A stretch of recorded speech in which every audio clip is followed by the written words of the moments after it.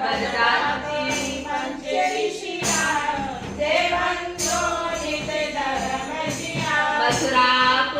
पवित्र उद्यान जम्मू स्वामी जी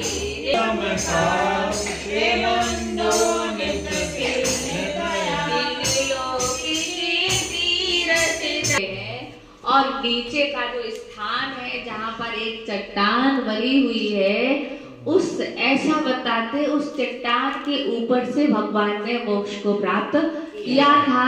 तो हमारे लिए वह ध्यान गुफा दिखाई दे रही है। हम उसके अंदर नीचे झुककर हमने प्रवेश किया है। हम उस अंदर में हम प्रवेश करते हुए चले जा रहे हैं।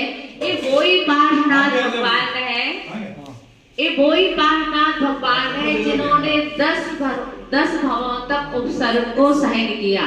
और हम एक कहें उन उपसर्ग का कारण क्या रहा, ऐसा लगता है ग्रंथों में कोई पढ़ने को नहीं मिला कि पार्श्वनाथ भगवान के जीव ने कभी कोई त्रुटि की है, परंतु इतना जरूर मिलता है जब पार्श्वनाथ कहना चाहिए मरुभूति का जीव था और कहना चाहिए कमट का जीव था, तो उसने क्या किया था कि पता चला कि मेरे भाई के साथ ऐसा ऐसा हुआ।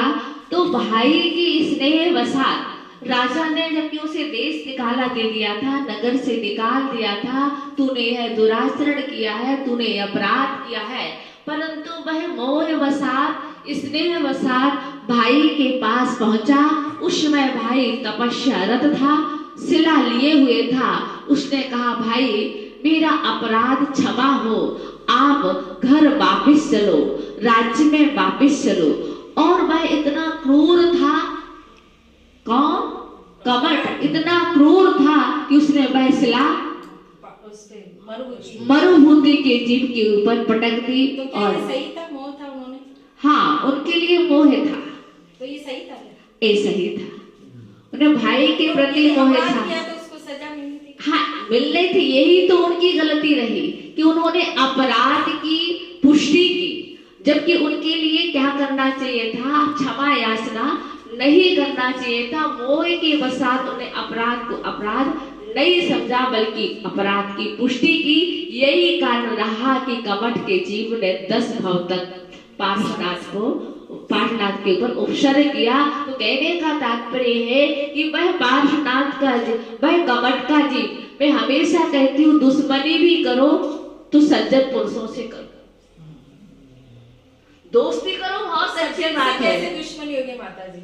एकदम से होगी दुश्मनी। देखिए उस कमट के जीव ने 10 भव तक पार्श्वनाथ से क्या की थी, दुश्मनी रखी थी। सज्जन थे ना वो, हर बार वो मुनिराज बने तब भी उन्हें क्या किया, उनके ऊपर उपसर्ग किया। दुर्जन था ना, दुर्जन था तभी तो उसने सज्जन से दुश्मनी की। मैंने क्या कहा, यदि दुश्मनी भी करना है तो सज्जन से करो, तब भी तुम पार हो जाओगे।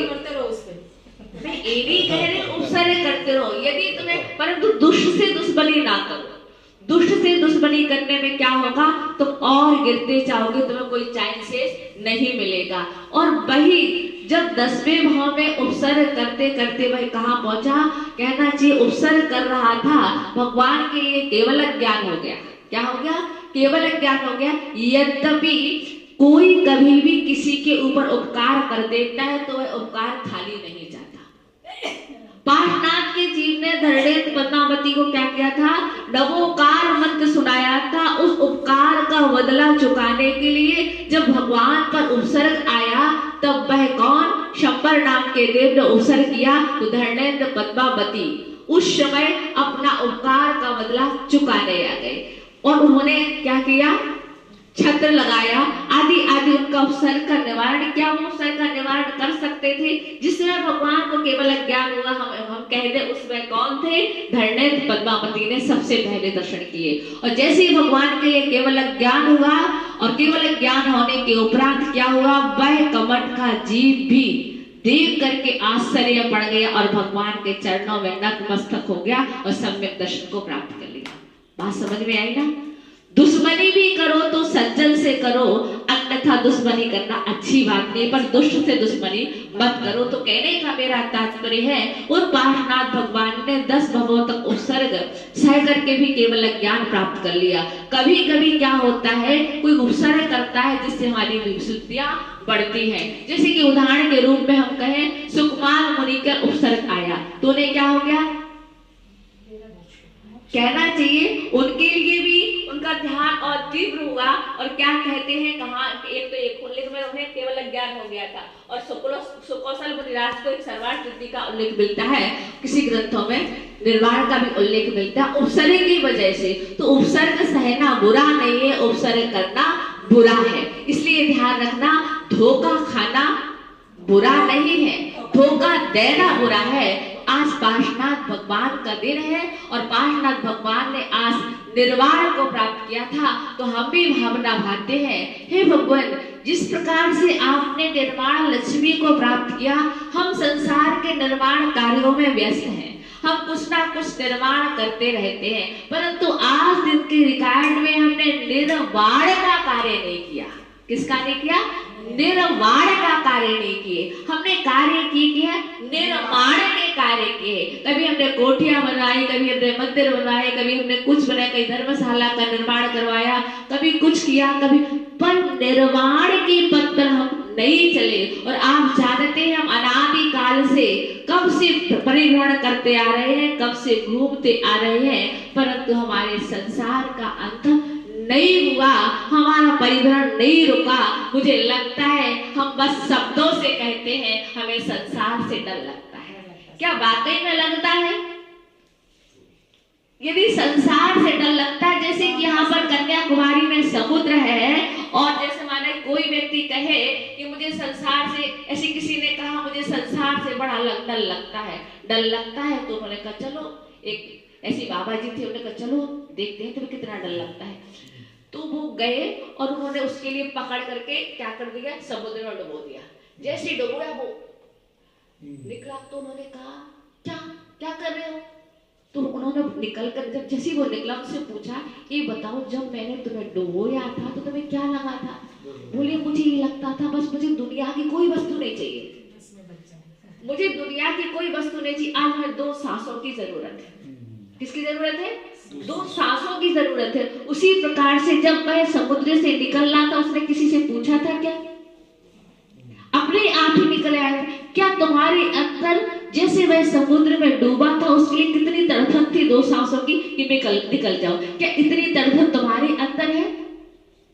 क्या तुम चाहते हो मैं मोक्ष को प्राप्त कर लूं? जिस दिन से इतनी तड़फन हो जाएगी हमारे अंदर कि नहीं मुझे संसार में नहीं रहना है, मुझे तो निश्चित रूप से हमें देर नहीं लगेगी मुक्ति प्राप्त करने की। तो आप सभी को, हम सभी को इतनी तड़फन को लाना है, इतनी बेचैनी को, बेचैन होना है कि हम कब मुक्ति मधुर को प्राप्त कर लें। निश्चित रूप से भगवान ने, आप समुद्र को देखते हैं, समुद्र के रत्न कब दिखाई देंगे? जब समुद्र शांत हो जाएगा, जब तक लहरें उठती रहेंगी। निर्वाण को कब प्राप्त किया? जब वह केवल ज्ञान को प्राप्त करके इधर उधर उपदेश देते रहे, तब उन्हें केवल ज्ञान नहीं हुआ। जब उनका समोषण विकटित हो गया और वो स्वर्णबद्ध कूट पर गए, सब कुछ रोक दिया, सब कुछ रोक दिया, तो अनंत चतुष्ट उन्होंने प्राप्त कर ही लिया था। तब भगवान से उनका क्या होगा, तब वह वो निर्वाण को प्राप्त कर पाए। यदि आत्मा का साक्षात्कार करना है, भगवान का साक्षात्कार करना है, तो आपको क्या करना होगा? बाहर की गति को रोकना होगा और अपने अंतरंग में प्रविष्ट होना होगा। तभी आप क्या कर सकते हैं? आत्मा से, अपने प्रभु परमात्मा से साक्षात्कार कर सकते हैं। तो आज हम उस कूट पर खड़े हुए हैं और बस हमारे लिए सिर्फ क्या दिखाई दे रहे हैं? काले काले चरण दिखाई दे रहे हैं। हम ऊपर की ओर देख रहे हैं तो हमारे लिए पार्श्वनाथ भगवान दिखाई दे रहे हैं। कौन से वर्ण के थे? श्याम वर्ण के थे। वो काले काले भगवान दिखाई दे रहे हैं, काले काले बाबा का विस्मरण कर रहे हैं कि हे भगवान, जिस प्रकार से आपने इतने उपसर्ग में कोई भी बाधा बनकर खड़ी ना हो पाए, मैं उन बाधाओं को लांघ करके, मैं उन सबको छोड़ करके आपके पास आ सकूं।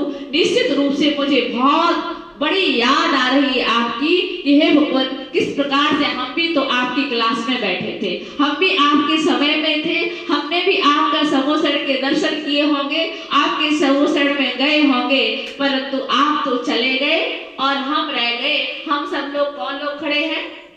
सब लोग एग्जाम देने एक साथ बैठे थे। भगवान बालनाथ के साथ हमने भी एग्जाम दिया था।